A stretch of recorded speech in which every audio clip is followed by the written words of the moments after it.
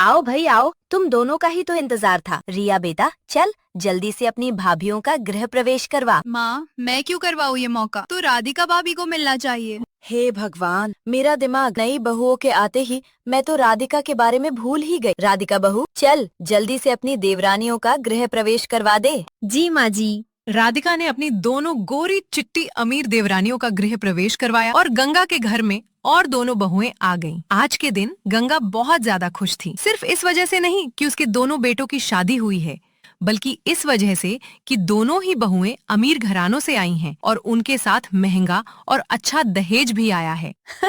जाओ बहुओं, काफी रात हो गई, अब तुम सभी जाकर अपने अपने कमरों में आराम कर लो। ठीक कहा माँ जी आपने। अब तो बहुत सरदर्द कर रहा है, मैं तो अब सोना चाहती हूँ। हाँ हाँ जाओ आराम करो। गंगा अपनी बहुओं से कुछ ज्यादा ही अच्छे से बोल रही थी। वहीं अपनी दोनों बहुओं को उनके कमरे तक ले गई और उनके कमरों में बिछे हुए महंगे सामान को देखकर खुश होने लगी। वाह, मेरी तो किस्मत चमक गई। अपने बेटों की शादी बड़े घरानों की लड़कियों से करवाकर जिस सामान के बारे में मैंने कभी सपने में भी नहीं सोचा था, वो आज मेरे घर में रखा हुआ है।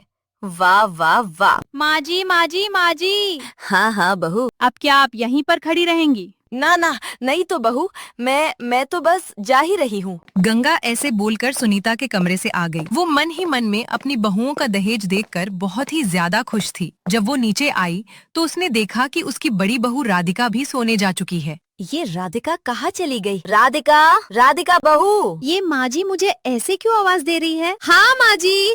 अरे शादी का घर है, कितना सारा काम है और तू जाकर सो रही है। नहीं माँ जी, मैं सो नहीं रही थी, मैं तो बस थोड़ी सी अपनी कमर को सीधा करने के लिए गई थी। हो गई अब कमर सीधी तो जल्दी से घर को साफ कर। सुबह को नई बहुएं भी जागी तो ऐसा गंदा घर देखेंगी। माँ, अब तो काफी रात हो गई है, अब इस वक्त भाभी को भी आराम करने दो ना। सुबह को तीनों भाभी मिलकर सफाई कर लेंगी। तुम सभी एक से बढ़कर एक ज्ञानी क्यों बनते हो? मैंने कहा सफाई अभी होगी, बस अभी ही होगी, और ये मैं पूछ नहीं रही हूँ, बता रही हूँ। अच्छा अच्छा ठीक है माँ जी। बेचारी राधिका थकी हुई थी, लेकिन फिर भी उसने घर की सफाई की। रिया को उसकी हालत पर तरस आया, इसलिए उसने भी राधिका की मदद करवाई। रिया, तुम ये सफाई मत करवाओ, मैं कर लूंगी। रात बहुत हो गई है, तुम जाकर सो जाओ। रात आपके लिए भी है भाभी, और सारा दिन आपने मुझसे ज्यादा मेहनत की है। चलिए मिलकर इस काम को भी खत्म करते हैं, उसके बाद साथ में ही सोने चले जाएंगे।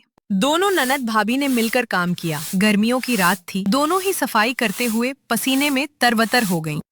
चलो सारी सफाई निपट गई, लेकिन हम दोनों ही पसीनों में नहा गए। अब ताजे पानी से सुबह में नहाएंगे, अभी सोने चलते हैं। रिया और राधिका दोनों अपने अपने कमरों में सोने को चली गईं। रिया के कमरे में टेबल फैन था और एक खिड़की भी थी जो कि खुली हुई थी, लेकिन राधिका का कमरा बिल्कुल बंद था। साथ ही उसके कमरे में बस एक पंखा था जो कि काफी पुराना हो चुका था और उसकी हवा भी ठीक से नहीं लगती थी। अरे नहीं, मुझे मेरे कमरे का दरवाजा खुला रखना चाहिए था। अब तो इसमें इतना घुटन हो रही है कि सांस भी नहीं आ रही है। राधिका ने अपने कमरे के दरवाजे को खोला। उसके बाद वो बेचारी सोने के लिए लेटी। कुछ ही देर में सुबह हो गई और फिर उसमें सारे घर का काम संभाला। बस कुछ दिनों की बात और है, उसके बाद तो मेरी देवरानियां भी काम करना शुरू कर देंगी और फिर मुझे भी सहारा हो जाएगा। राधिका सोच ही रही थी कि कुछ समय बाद उसकी देवरानियां भी घर के काम करने लगेंगी, लेकिन ऐसा कुछ नहीं हुआ। शादी के लगभग 1 महीने बाद तक भी उसकी देवरानियों ने किसी काम की जिम्मेदारी अपने ऊपर नहीं ली। गर्मी बढ़ चुकी थी,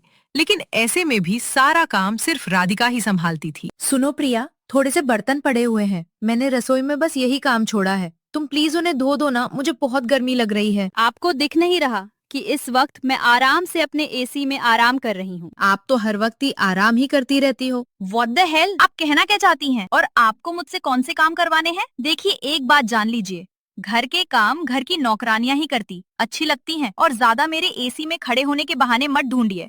प्रिया की बात सुनकर बेचारी राधिका कुछ भी नहीं बोल पाई और चुपचाप उसके कमरे से निकल गई। लेकिन उनकी बातें रिया ने सुन ली थी। उसने प्रिया की शिकायत गंगा से की। लेकिन गलती राधिका की ही है, क्या जरूरत थी उसे बहू से काम को बोलने की? माँ, आप ये क्या बोल रही हैं? तू मुझसे बेकार की शिकायतें मत कर। अगर प्रिया और अंशिका घर का काम नहीं भी करती है तो भी ठीक ही है। आखिर वो इतने अमीर घरानों से आई हैं, कितना सारा दहेज लाई है, बस इतना ही काफी है। उनके लिए अपनी लालची माँ की बातें सुनकर रिया हैरान रह गई। उससे अपनी गरीब भाभी की ये हालत नहीं देखी जाती थी। दोनों अमीर बहुएं तो हमेशा अपने कमरों में एसी या कूलर की हवा में आराम करती रहती थी और बेचारी राधिका सारा दिन काम करके भी रात को भपके में ही सोती थी। किसी को उसकी हालत का अंदाजा नहीं था, लेकिन उसकी हालत का अंदाजा करवाने के लिए रिया ने एक दिन एक चाल चली। जैसे ही रात हुई, उसने अपने घर का फ्यूज उड़ा दिया। रिया के भाई और बाप आज के दिन घर से बाहर थे, इसीलिए किसी को पता नहीं चला कि आखिर हुआ क्या है। ये एसी और लाइट कैसे बंद हो गई? भाभी, आप तीनों यहाँ आ गई। चलिए अच्छा है। आज मैंने सुना था बिजली में कोई काम चल रहा है, इसीलिए आज सारी रात बिजली नहीं आएगी। क्या? तो अब हम रात को सोएंगे कैसे? लगता है अब हम सभी को हॉल में सोना पड़ेगा, क्योंकि कमरों में तो बिना पंखों और एसी के नींद नहीं आएगी। लेकिन हॉल बड़ा है, यहाँ घुटन नहीं होगा। सभी को ना चाहते हुए भी रिया की बात माननी पड़ी। दोनों अमीर बहुएं और गरीब राधिका सभी अपने तकिए हॉल में ले आए और वहीं लेट गए। राधिका सारे दिन की थकी हुई थी, लेटते ही उसे नींद आ गई। लेकिन दोनों आलसी और घमंडी देवरानियां और साथ में गंगा, किसी को नींद नहीं आ रही थी। किसी तरह करवट बदलकर उनकी रात कटी और अगली सुबह जब प्रिया वॉशरूम गई तो उसे वहाँ फ्यूज पड़े हुए दिखाई दिए। माँ जी, कोई बिजली नहीं काटी गई थी। हमें परेशान करने के लिए किसी ने ये साजिश रची थी। ये देखिए फ्यूज।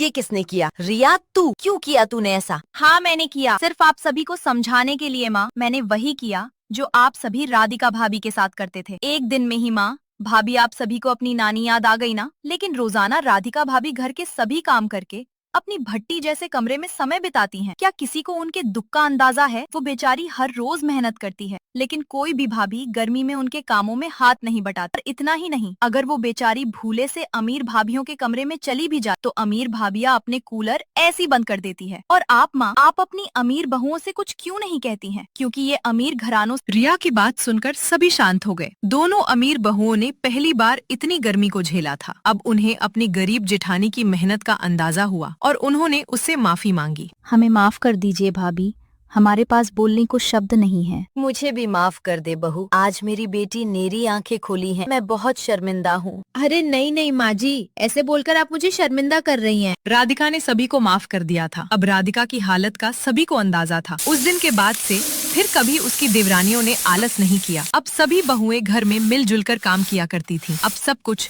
ठीक हो चुका था।